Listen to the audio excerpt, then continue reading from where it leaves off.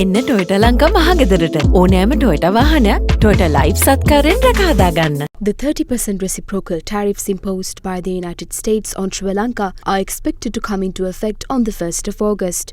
On the 2nd of April, President Trump initially declared that a 44% tariff would be imposed on Sri Lankan imports, acknowledging an 88% trade deficit between the two countries. However, President Trump confirmed via a letter on the 10th of July that tariffs would be dropped by 14% from the previously announced rate, bringing Sri Lanka's tariff rate down to 30%.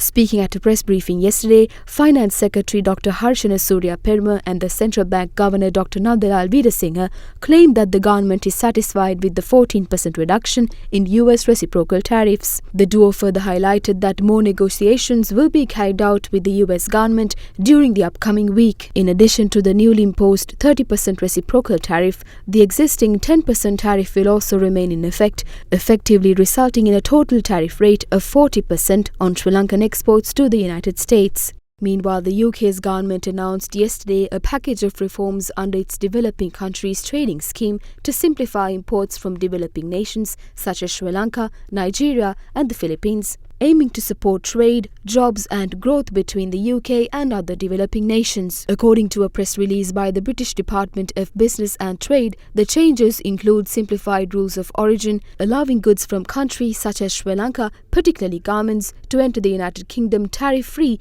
even when using components sourced from other countries in Asia and Africa. The changes are expected to take place in early 2026, making Sri Lankan exports more competitive in the UK market, which is recognized as Sri Lanka's second largest export destination. Last year, Sri Lanka's current export value with the UK stood at $903.72 million US. Accordingly, in 2024, garments worth $654.7 million US, rubber worth $33.85 million US, aircraft and spacecraft components worth $27.68 million US, fish worth $22.75 million US, and vegetables, fruits and grains worth $21.88 million US were exported to the UK. The British High Commissioner to Sri Lanka, Andrew Patrick, highlighted the UK's latest trade move as a win for both Sri Lanka and the UK's consumers, encouraging broader use of DCTS beyond garments. In the meantime, Secretary General of the Joint Apparel Association Forum, Johan Lawrence, welcomed this move as a game-changer, noting it will boost export volumes and safeguard jobs in Sri Lanka's apparel industry. Speaking to other Derana, Secretary General of the Joint Apparel Association Forum, Johan Lawrence, further commented on the new 30% US reciprocal tariffs. It's clear that there is a window of opportunity for renegotiation of the reciprocal tariffs between now and the 1st of August. JAF is encouraged that the government is working very hard on this, and we are helping support that process in order to make sure that we can provide the information required, to make sure that we can have some meaningful discussions with the teams in the US in order to ensure that we get to a position that is better than the current 30% reciprocal tariff. We're also conscious that competitor countries are doing likewise, and it is therefore going to be crucial to see how quickly we can get to an agreement with the US ahead of the 1st of August deadline and staying below the tariff of our competitor countries.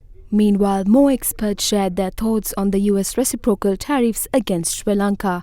The recent US tariff revision from 44% to 30% offers some relief to Sri Lankan exporters. And we are very thankful for the government for negotiating for this tariff reduction. But it's still not enough, especially for critical sectors like apparel, rubber, and coconut-based products. Apparel exports to the US alone top 3 billion annually, and a 30% tariff risks losing market share to competitors like Vietnam and India, who enjoy better trade terms. The rubber industry is also severely affected, with over half of solitaires exports going to the US, and Sri Lanka's competitiveness now is at stake. The NCE urges urgent government intervention to reopen negotiations before the August 1st deadline. USA is the second largest tea importing country in the world due to its sheer market size. It is also one of the fastest growing tea markets in the world. Sri Lankan exporters have made significant inroads into the US market. At this crucial juncture, it is important that Sri Lanka is not disadvantaged by other tea-producing countries having lesser tariffs. The reciprocal tariffs soon to hit Sri Lanka were at the centre of attention in Parliament today. This tariff severely affects the export sector, including the apparel industry. The entire nation is on high alert, and according to the Parliament's standing orders, we requested that this issue be included in the agenda. We asked the government to present its official stance on this matter. In fact, the 30% reciprocal tariff is a direct result of discussions we conducted. Currently, among the 25 countries that received courtesy letters, our country has benefited the most from this arrangement. Therefore, we are continuing bilateral discussions and making diplomatic efforts to further reduce the rate. Regardless of the political differences between our parties, we are willing to support bipartisan efforts to reach the best possible agreement. Compared to countries like Vietnam, India and Bangladesh, how was the tariff calculated in relation to Sri Lanka's cost of production? Our prices are highly sensitive and even minor changes could result in losing market share. Therefore, I urge that an extraordinary diplomatic intervention from all relevant sectors be launched within the next few weeks as we aim to mitigate the damage to our export sector. If your intervention in this matter is sincere, we appreciate it. However, the interpretation presented by the opposition on the tariffs is quite contradictory. We held a special discussion yesterday and another is scheduled for tomorrow with key industry representatives. Before August 1st, I want to reiterate that the reciprocal tariff, which has already been reduced from 44% to 30%, will be reduced further. Preparations are currently underway to finalize a bilateral agreement.